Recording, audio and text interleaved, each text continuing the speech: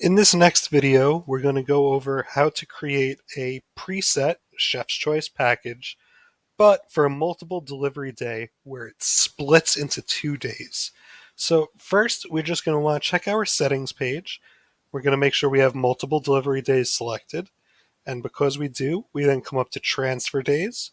And we can see we have Sunday and Wednesday pickup as my two options. So we're all set. So we can come up to menu and on the top, add new, and we're going to select package. Here, I'm going to enter split package as the title. For a description, this could be anything you want. For price, I'll make it $50, and we're going to add it to the category weekly packages.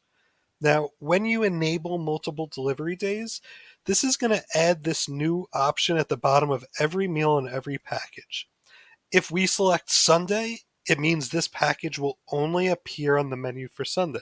If we select Wednesday, it'll only appear for Wednesday. Or if we select both or leave both unselected, it will appear for all days, which is what we want in this situation.